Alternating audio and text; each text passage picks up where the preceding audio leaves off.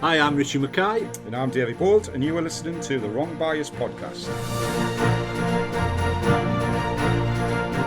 And on show 51 we have two Bowls England singles champions, Lewis King and Stef Branfield.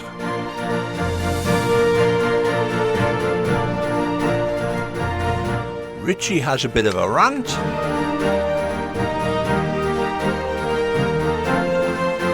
And we touch on the action from down under.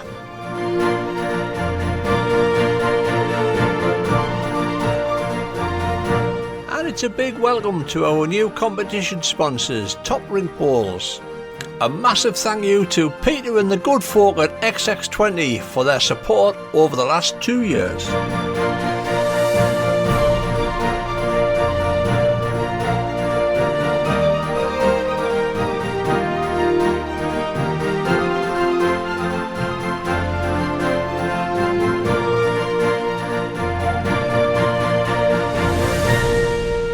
Right, everybody, and welcome to show number 51 of the Wrong Bias podcast. I know it's been a difficult month for my right-hand man. Obviously, our sympathies goes with him, the loss of his father. Our thoughts were with all the family, mate. I know it's been a difficult time for you, but there was some light shining over you, mate, I think, in the PBA qualifiers at Hartlepool. PBA started, the streaming started and what have you, and you managed to get through, mate, and booked yourself back down to Potters. As you'll know, after it was a tough one, mate. It was a real sort of bittersweet moment for us because the first person I would have texted or called would have been my dad, and I know he'd have been over the moon. But I was over the moon. I mean, like I say, it's third year on the bounce now, I think. Yeah, great, mate. I mean, I've heard that Potters have had to order more gatto in, and what are the food supplies have gone up dramatically, I've heard. I heard the manager just slapped his head when he heard it. Anyway, we did the streaming, mate, and we 600 watching the final, mate. Couldn't believe it.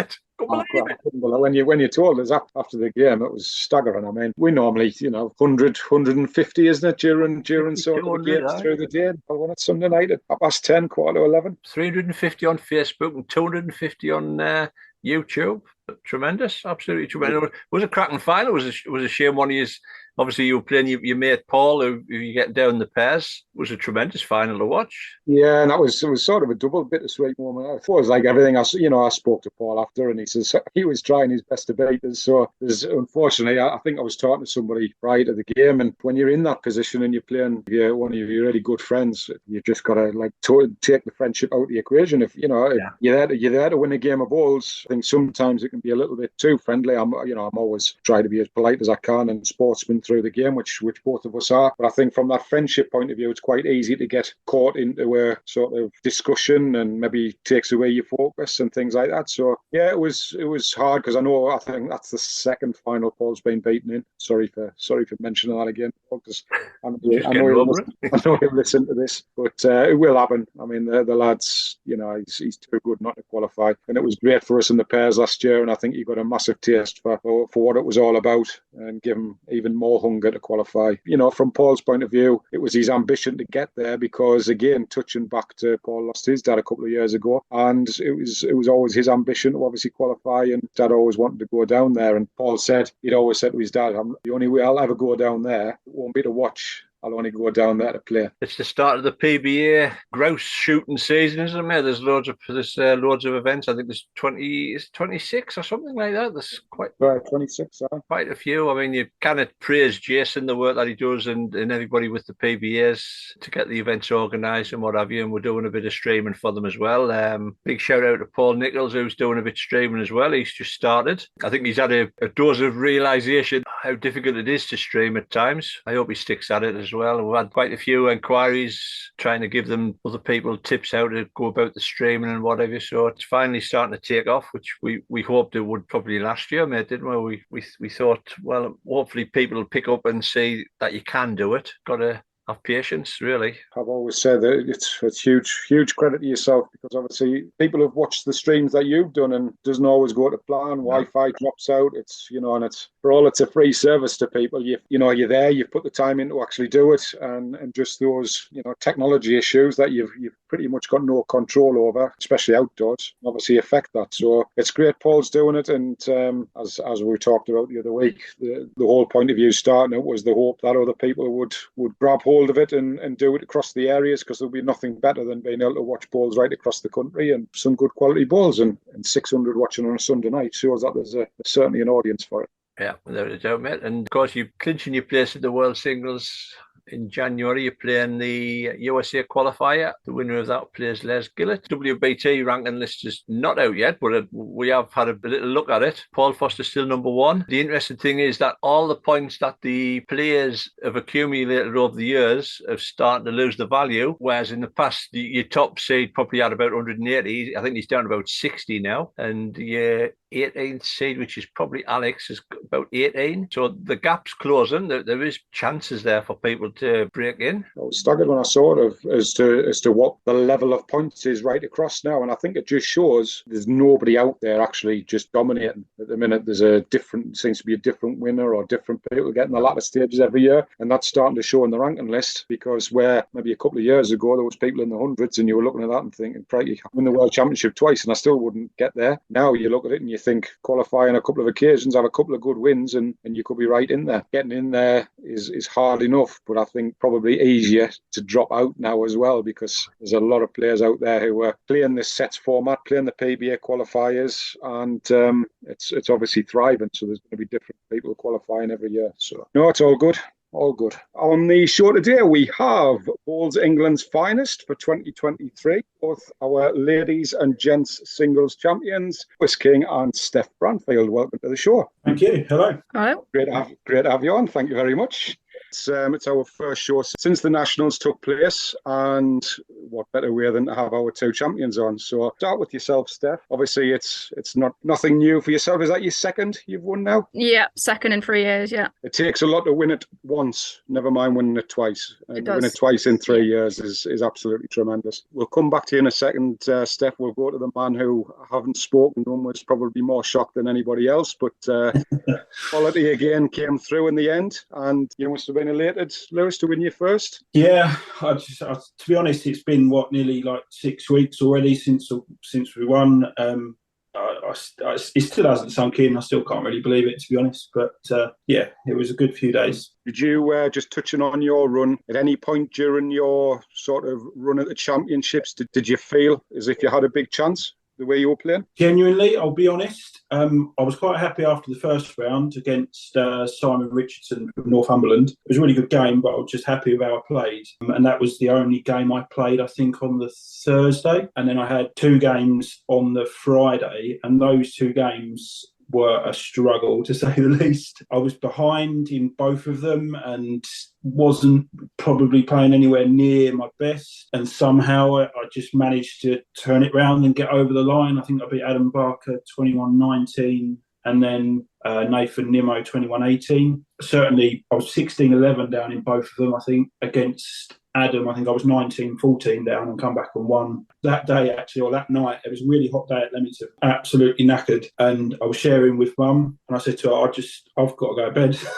We literally went back to the hotel, had a bit to eat. I was genuinely in bed by 8:30. And I still think that was the best decision I ever made, because who knows, if I'd have stayed out on the beer or whatever, went to bed late, maybe Saturday wouldn't have gone as well as it did. I don't know. But yeah, that was good. A couple of things you've touched on there, which is, what we've covered previously, which is, first of all, I've always been a massive advocate of the fact of sometimes to win a championship, you've got to get through the ugly games. You've got to battle, you've got to... Really?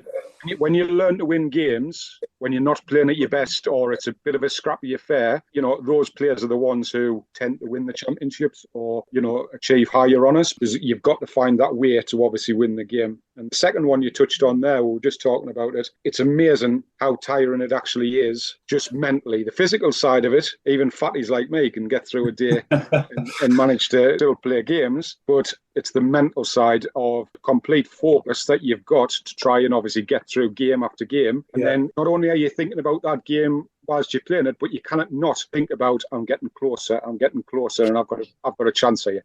So all of these things are playing on your mind all the time. And that's, it's no surprise whatsoever that you probably were shattered at the end of the day, especially with the heat. Yeah, definitely. Like I say, it's just I think the way those two games went, they were longer games, obviously, because they were close as well. I don't even really know. I guess I found a way, whatever that way was. I think I genuinely believe, and I said this in my interview with Sean for Bowls International, on the day, I felt Adam Barker was the better player.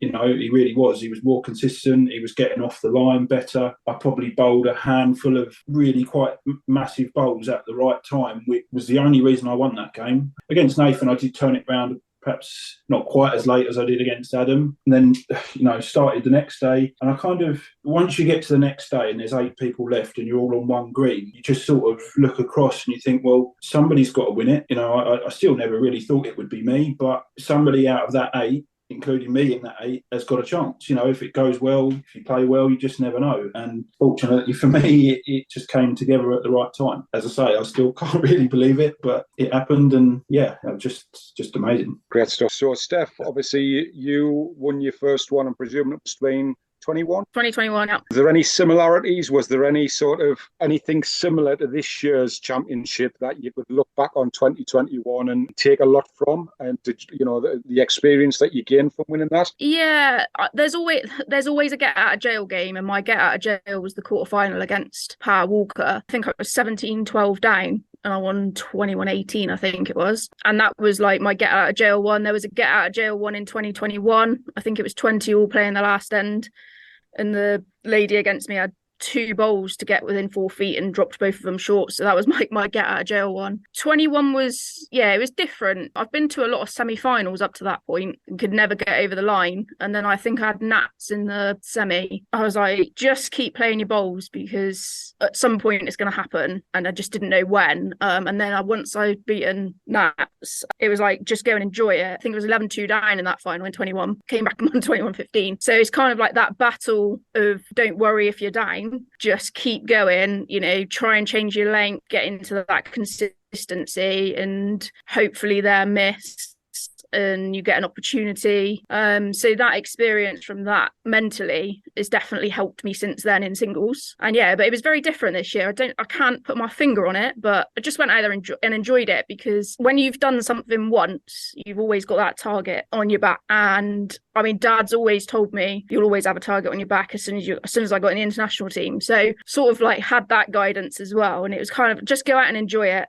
And it was very different this time, and it was really enjoyable final because I've known Jane for quite a long time as well. So, and I was really happy with the way I played in the end. In a strange way, it actually sometimes having that one championship, you've got a target on your back, but I also think that's quite a nice thing because you go into every game, not the person who's never won that championship before, but you know that everybody potentially knows you have. In a strange way, I think doesn't make it easier, but it's a nice feeling to know that if things don't go your way, you've done it before. And I think hard to comprehend that the feelings that some of your opposition are also going through, because they're probably going back to your 2021 where you're trying to get your first. And it's probably really easy to drop 2 balls 4 foot short, because in a strange way, it's even bigger for them, because what's the worst thing that could happen to you? Yes, you want to win it, but the worst thing is nobody can ever take away 2021 for you. Yeah. So it's it's a strange one. So I'm just dropped obviously your dad's name, and I'm going to ask you both as well. We talk about horses with pedigree. 2 of you have got 2 canny bowlers in the family, I must admit. I know both very, very well.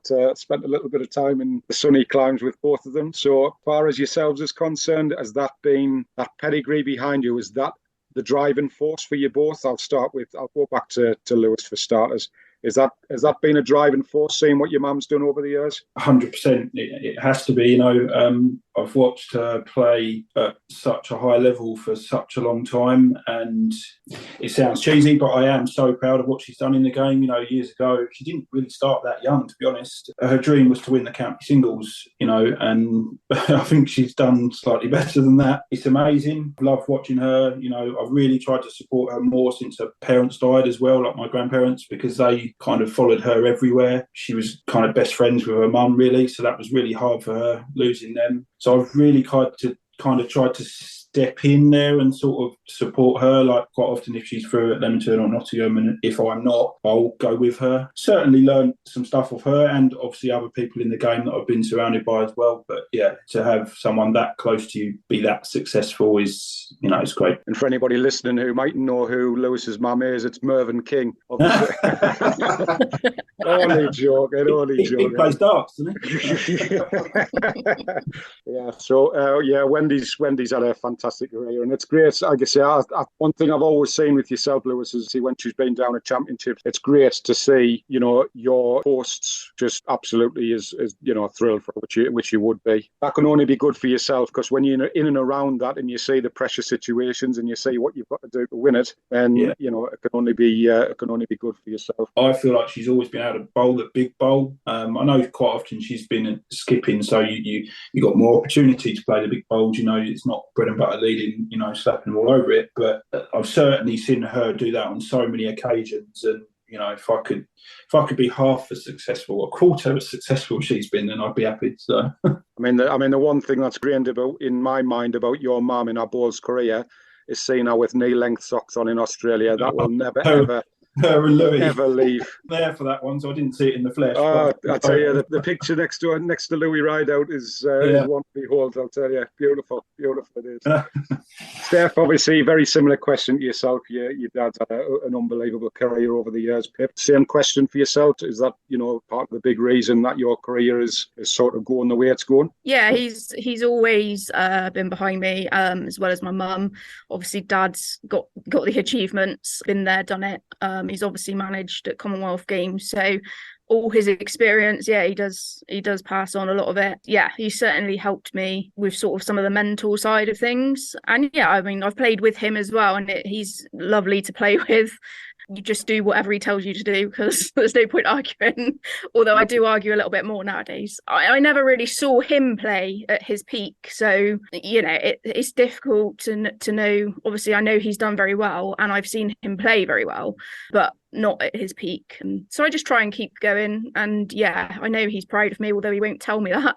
Yeah, he does help a lot. And if I've got any issues, he's quite calm about it.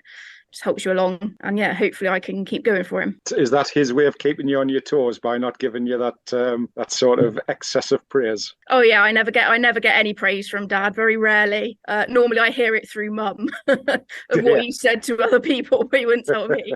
And when I said, "Oh, that's nice of you to say that," and you go, "Oh yeah, well, I've got to keep you on your toes." And so yeah, it's but yeah, even he's had the tears in his eyes when I won both my singles and the 2 wood and stuff. So that kind of says it all for me, really, because he wouldn't necessarily say it out loud. That's great, and deep down he'll be as proud as punch, and like I say, that's maybe just his managerial ways in the past and the way he's probably dealt through his own career. My Gramps was very like that, I think, with him as well. So yeah, it's definitely been drummed into him as well. He never gave him any praise, but he used to talk to everybody else about it, but not him. So yeah, and Dad's very much the same. Just tell him Dave says stop being a miserable old goat and be nice.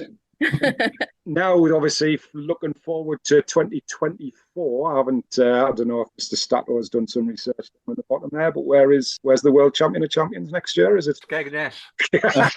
Well, it's funny you say that. I have heard on the grapevine that Wales have put in for it. Don't know whether it works as Southern Hemisphere and Northern Hemisphere year on year, like one year, one the other. I don't know if that's the case, but then it can't be, because I've just thought, because Sammy won it in New Zealand the year before, didn't he? So I think the last 10 years it's been either Australia or New Zealand. Yeah. So, right. Yeah. So I don't know. It's never been in England. I mean, if it is Wales, personally, you probably want to hope that it's Richie's favourite saying, Llandrin Dod Wells. He cannot speak Welsh at all. Orson Wells. He's hopeless, he is. But for me, I think it's a bit of a trek. Well, it's even more of a trek for me. It may be a little bit quicker for you guys, but the surfaces are usually pretty good over there. Last time I was in Wales, we played in the Europeans at 3 or 4 of the Welsh greens in May, I think it was, and it was not a pleasurable experience. experience. So hopefully, Mr. Mackay, have you got anything you'd like to ask? Well, they want to go to Australia. They don't want to go to Wales. They want to go down under Malaysia, somewhere like that, man. God, Yeah, get yourselves away. That's what you want. that's what we're hoping for, but Yeah. Yeah. Yeah. I think the indoor one, because Becky McMillan won the indoor one this year, and she's going to Guernsey. Yeah, same for Yeah. Harry. Harry's absolutely raging about that. He's Yeah, like, Kirsty went to Australia the year before. I was like, oh. I think when he won the under-25s, he's gone to Scotland, Ireland, and Guernsey. Unlucky. Unlucky. And there'll be more from Lewis and Stef in about 6 minutes. Right, mate, Bowls England National Championships. Feedback, generally great, all positive, I think. The streaming was very welcome. The live scoring got a bit of a hammer, but I believe the number of times that we had to tell people that it was due to the limited numbers of volunteers. People just couldn't grasp it. There's only 2 fellas knocking around, give them a break. On the downside, there was a criticism of the toilets and the changing rooms, but overall, by the sounds of it, probably get 8 out of 10 for it, mate. Definitely good reports. First year in a long, long time. I didn't touch Leamington at all. Basically, I didn't qualify, so I didn't get down there to play anything. But I think one of the things that shone more than anything else was it looked like a national championship. Yeah. The Aviva sponsorship was all over the greens and looked like you were playing at a national finals, which may not have been the case in the past. But all good, and again, year on year, I think it's certainly improved over the last 2 or 3 years. Criticisms have been taken on board and sort of improved in some ways, but then there's still other things that I know are rising to the fore on a regular basis and still seem to crop up year in, year out. I mean, tis the season to be surveyed, apparently. So Bowls England banged one out, Bowls Scotland banged one out. Now, I'm both looking for feedback on various things. Bowls Scotland currently having a few issues, I think it's safe to say. Not really to go into the bits and bobs of it. Seems to be a bit of apathy amongst clubs. I think they only got about 18% of clubs responded to the survey. So not going well for Bowls Scotland at the minute, but I'm sure that'll change. And on the back of the Bowls England national finals, lo and behold, another survey landed in my email box. I did the survey, I filled it in. And I have to say, if that survey was thought up by a bowler, then I'm a Dutchman, because the feel of the questions try to direct you to the answer that they probably wanted. I mean, some of the questions, I just say, really, why are you asking these? I mean, I'll give you a few. I believe that duplications and clashes should be avoided by limiting qualification place as well. I've always said 2 qualifiers from each county, and the fact that now the championships have gone from 30 days down to 18 days. All right, COVID-reduced qualification. Now they've gone back to 2 qualifiers. You're never going to get everything in within 18 days.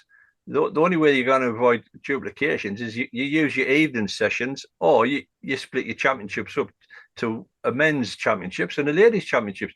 There's just too many competitions now to squeeze it in.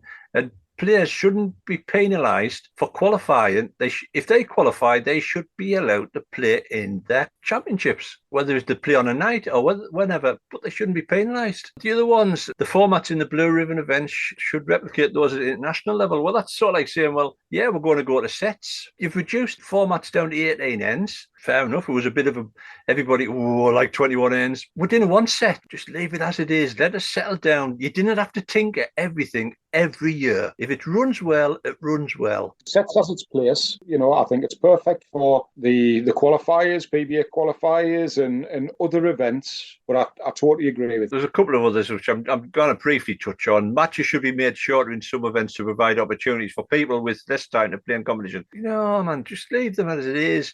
2 others, I would support an event where players can change position during the match.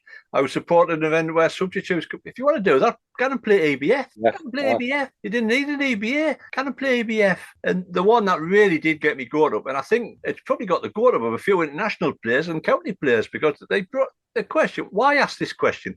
County and international players should be prevented from participating in some domestic events. Surely you didn't stop Ronnie O'Sullivan going in the UK singles national title. You know what I mean? Why? You want to play against the best. I mean, there's a really valid argument of what they're trying to put across there, and the fact is that all of us county bowlers and international bowlers make loads and loads of money out of the game, so we didn't need to play in national competitions. We play it for the love of the sport. We get nothing out of it. Yeah.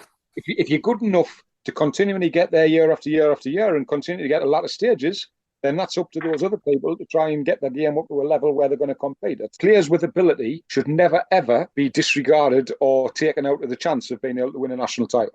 You're just going to lose players left, right and centre. We didn't get enough out of the game to start with. Never mind. To me, that question counteracts the argument that they have before about the funding and your elite players, because your elite players who win medals get your funding. But here you're certainly saying, well, you didn't want your good players to win national titles. I think, like we said at the start, we're praised them for the national champions in general, but this survey, I'll be really interested to see what results come through for this survey. Like, I really will. The interesting thing's going to be, Richie, is not so much, what the players have put in there. It's basically how much of it is taken note, or is this the thought process? What a lot of people need to remember out there again, and I say this on a regular basis, don't go blaming your governing body if there's changes made, because until people realise that this country for outdoor bowls is run by the counties, and the counties basically will go to a democratic vote, and it will go on how many counties say yes and how many counties say no. So if players have got any consideration or any argument about what could potentially happen in the future, then it's up to them to make sure that the county go with what the players think is the best thing to do, and not just somebody standing there and thinking, I'll say yes because that might give me a better chance of being able to qualify next year. One competition which I think is a really good one, which has been introduced indoors, is a novice competition. If you've never qualified for a national final or been to the national finals before, then for me, great. Give somebody that opportunity that's maybe never had that opportunity before, and allow people to enter the competition because they've never been able to play the national championships before. I'd love to think that as many people as you could possibly think of could get that experience of just going down to a national championships and being a part of it, rather than just standing there and watching players. So for me, if they're going to do something like that, introduce a novice competition, but apart from anything else, you can't restrict your county and international players. I'm sorry.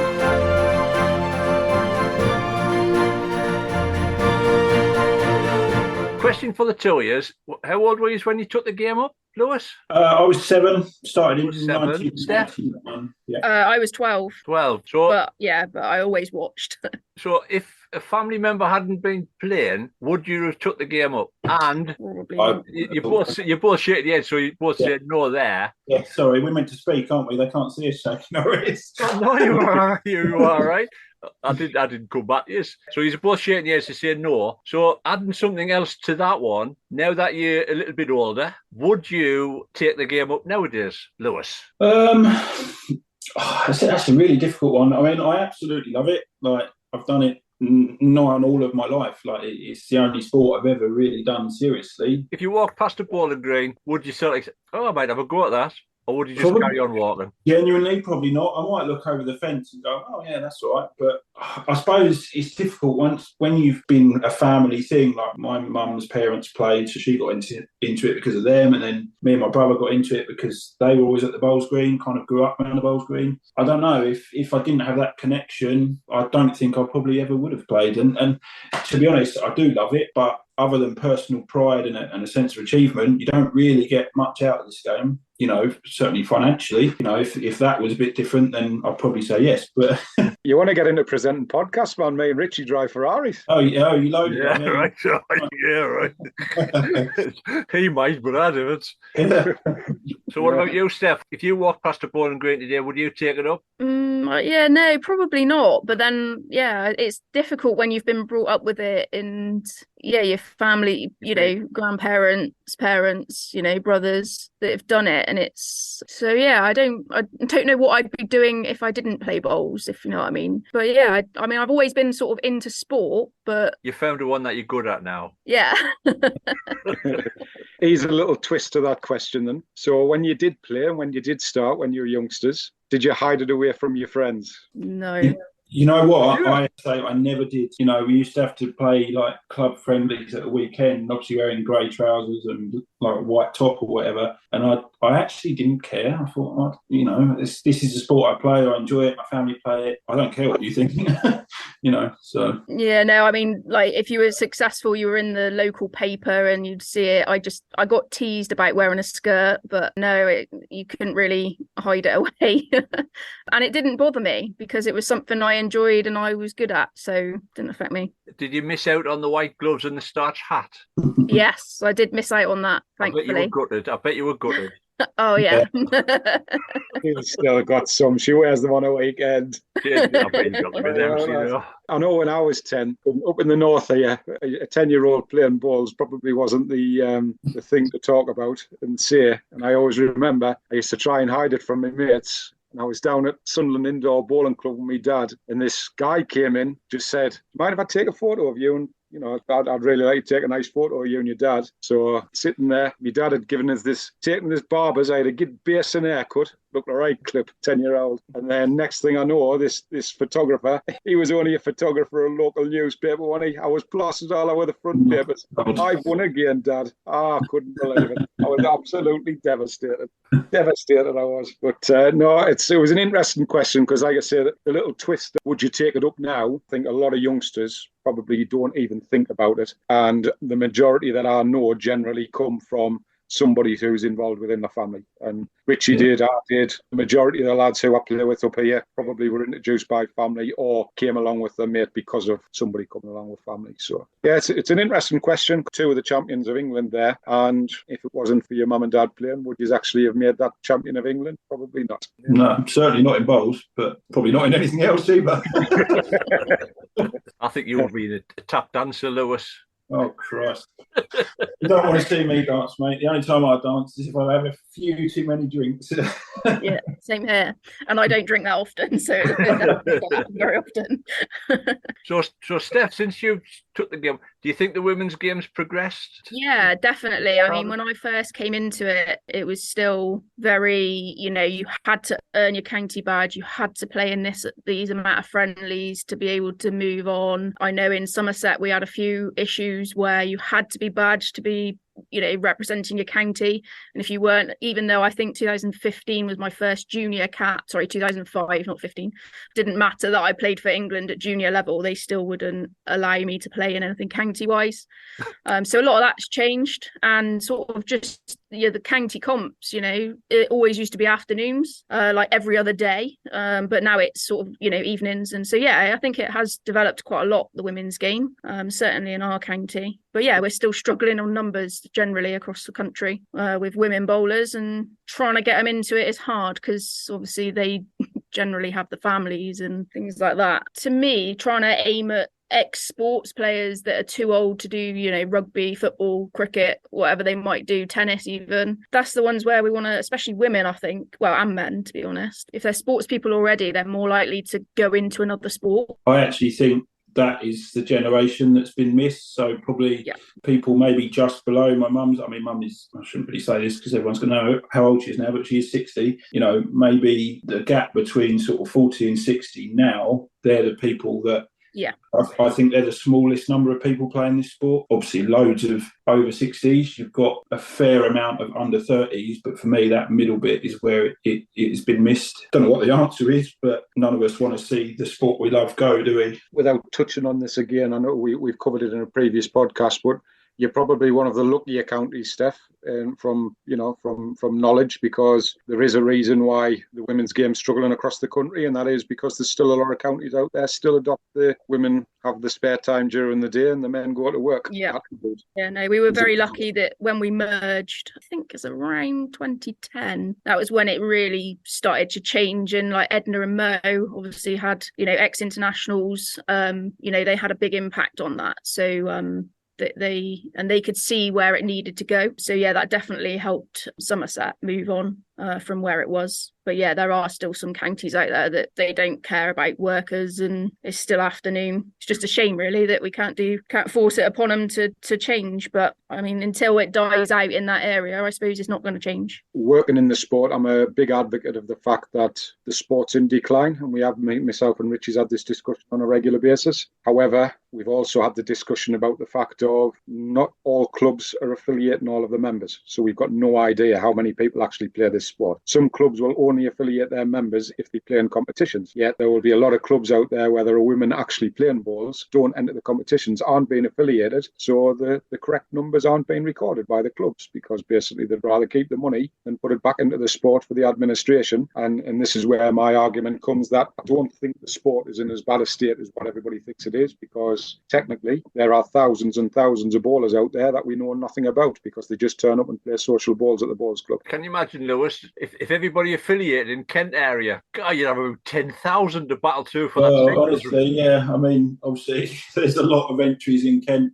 in almost all of the Bowls England stuff. Kent is virtually at the top of all of them in terms of number of entries. It's a bit of a funny one, though, because, it probably only equates to maybe one extra round, maybe one or two. It depends, I guess. But because obviously every time the number's half, and that's a lot of people to lose in a first round. But when you're in Kent, it feels quite difficult because there are just so many people, so many good players. Given the choice, though, I'd probably rather it be that way than feel almost too easy. Do you know, if you know what I mean? I was going to actually ask you this question because for quite a few years now, and they still continue to be in there, but Devon being the powerhouse in the country, and Kent very, very quickly starting to take that mantle because she's banging in national titles left, right and centre. What do you necessarily put that down to? Do you think because of the size of the county and the extra competition sort of brings on a better quality of bowler, or is it just Kent doing things right to be able to produce the bowlers that you currently produce? I'd probably, and this is no disrespect to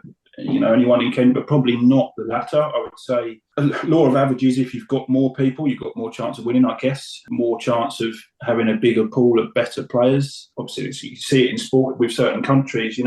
Ireland are very small. They haven't got many people to choose from. So maybe they're not quite as strong. I know they've obviously got great players. England have got a lot more people to choose from. I'd say it's probably the same across the county. Why all of a sudden Kent are winning more nationals, I don't know.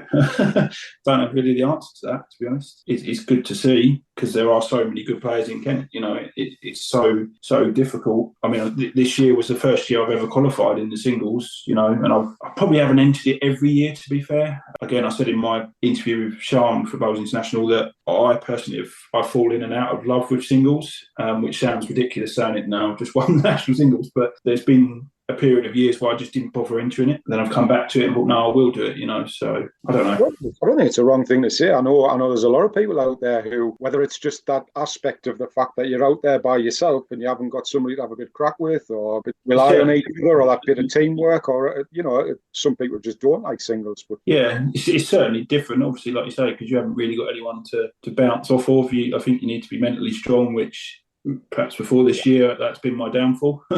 Especially outdoors, I find at the start of the season outdoors, you find yourself in situations with certain greens or, the weather or whatever it might be, and you genuinely stand there and think, why am I doing this? I've thought that on many occasions, but it's like what happened 6 weeks ago that makes you keep coming back, I think. Yeah, definitely. And I'm a big advocate for the fact of, I think success also breeds success as well. Obviously, when a lot of people are starting to do well in nationals, I think it can only push other people to think, I want to be there as well. I want to be doing that as well. Down in Somerset, Steph, how's county is concerned? Is it in a good place? Do you think there's improvements needed? Or yeah, I mean, when I first started into county comps, it was a lot harder. I'm not saying it's not hard now because we've got some up and coming really good players. Yeah, I mean, I still got to play a few rounds. Ladies' entries are probably down, although I think this year may have been up slightly. But yeah, it's just trying to get ladies to enter competitions is really hard, I find. They're quite happy just to play their leagues and things like that. But yeah, I mean, I always go into every game thinking I've got to play well to win it, kind of thing. I never think, I should win easy on this one, or we should win easy on a team game, because because they're playing you, they're probably trying to play better and they've got nothing to lose, and generally they're the harder ones to play. And I still get nervous now. I mean, I played my county singles final 2 weeks ago, and it's only a girl from my club as well in the final. I was like, I really want to win this one. I really want, like, because I'd won the national one as well, it was like, oh, I can't lose the county one now. And I was really quite nervous going into it, but I started off well, and it just, you know, it just calms you all down and stuff like that. But I think, you know, when you've still got that, you know, the killer instinct and you do get the nerves, you're always going to be, you know, fighting. You've got to step at the end of the day, and, you know, you'll both find this out over your career. That day you take the foot off the gas, and the day you think you've cracked it, and the day you think that you've just got to turn up and win a game of bowls, you will lose without a shadow of a doubt. Because if you haven't got that mental focus and complete motivation of the fact that every person you're playing, regardless of whether they've been playing for a year or been playing for 30 years, that technically you're going in there and you're playing against a world champion every single game, and that's that focus you've got to have every single time, because you've both talked about it. Really, really hard to build up a reputation where there is a target on your back, but it's extremely easy to lose it very quickly as well. And we're seeing it with a lot of players, and, you know, again, we talk about a lot of the youngsters in the game now. Unfortunately, there's a lot to learn because they don't get the basics right. They love to play the big balls, they love to give it the big end, but then they play the big end, get a 6, and then they go and lose a 5 the next end because they've lost complete focus of the whole thing, because they're more concerned about what they've just done the ball before, instead of going back to the drawing board and thinking, right, I've got to either make sure, worst case turn the scenario, I drop a 1 here, or better still, pick a 2, so that's 8 over the 2 ends, whatever. And that's, again, we talk about pedigree. You will have seen this, you'll have learned this over the years, and this will be why, you know, you're both having the success that you are now as well, which is great to see. Game management, isn't it? That's the... Oh, totally. Stef, has Richie told you about the book I've been writing? If only there was a handy book to have for game management by Davy Bolt. If you've never watched the streaming before, you'll not have a clue what we're talking about. But I've been writing a book of game management for about 3 years now, Rich. 3 years, 500 pages, dossier. So yeah, make sure you buy it. It's got Oprah stickers on already. It's a bestseller. Right, well, before I let you go, I'm going to put you both on the spot just for 2 seconds. You didn't know this was coming. So I'm going to test how well you actually know your sport in your chosen championship that you've won this year. We'll start with Stef, and no Googling, Mr. Lewis. Name 5 women's national champions from England since 2000. What, in singles? Yeah. Amy Gauchel, or Pharaoh as it is now. Ellen Faulkner. Name yourself twice. Is there a time limit on this? I want to say Catherine Halls, but I'm not sure that's not Champion of Champions. Oh, it's tricky because Amy and Els have dominated. No, I'm gonna pass on that one. Can't name anymore. I think if you asked David the same question, he would pass or not. Extremely disappointing, Stef. I haven't got the answers. I haven't got the answers, by the way. I'll tell you now, Dad would know that. Dad would know them all.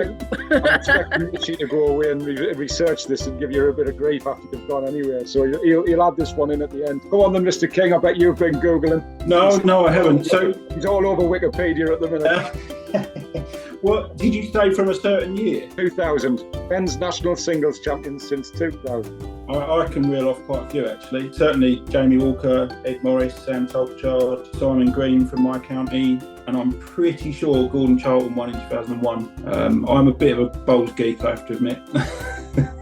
Well, again, Richie will research that, but thanks very much for mentioning my win there, Lou. Oh, sorry, mate. Sorry, was that my last?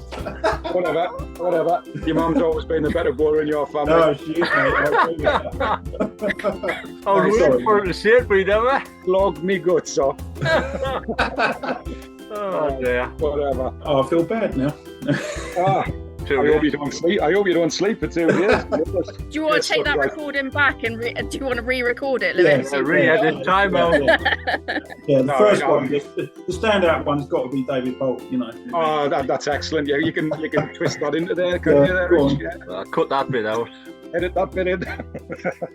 Right, guys, we'll not keep you anymore on a Sunday night. Thanks so much for coming on. It's been an absolute pleasure, and it's been great to talk to you and obviously just get your experiences of the championships. And again, obviously from us both, can't obviously stress enough, congratulations for your achievements and best of luck when it's tossing down with rain in Wales next year. Thanks very much. Can't wait. Take care, guys. Cheers. Thank you. Thank you. Yeah. Right, there we go, mate. Show 51. 2 smashing chats with Lewis King and Stef Branfield. Obviously, they're looking forward to going to Orson Wells for the Champion of Champions in 2024. We'll touch on the World Championships down the Gold Coast in Australia. Congratulations to the England women, Sophie Todshaw, Jamie Lee Marshall, Lorraine Cooler from the podcast, and Amy Farrow for winning the gold medal in the fours, mate, beating the Aussies on the home turf. Overall, the England women finished second. There'll be Stuart's inquiry down under because it's the first time since 2004 that the Aussies haven't finished top. And New Zealand, for them, first time that they finished top since the glory year of 1973. FA Cup final. Jimmy Montgomery, Ian Porterfield, Paul Madeley.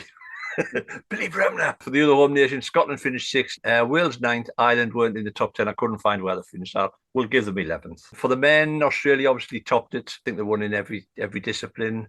Ireland finished a tremendous second, Scotland 3, England a little bit disappointing in 5th, Wales 8th. Para team, the Para Trophy went to the Aussies, Scotland 2nd, England 5th. I did have a little chat with Danny Porter at Hartlepool during the PBS. They asked him how he enjoyed his Australian experience, and he said the greens were running about 21 seconds. My question to you, mate, is there a case for a green running too fast? Because some of the heads that were on shore weren't great. 21-second green is lightning, absolute lightning. I suppose you just chuck your ball and have a sit down. I suppose in a lot of respects, you know, we've seen the videos of Mr. Alcock and Mr. Bryan playing out in the championships where they were giving it 7-8 foot of green, and you go and have a cup of tea and a pie while you were waiting for your ball to come back.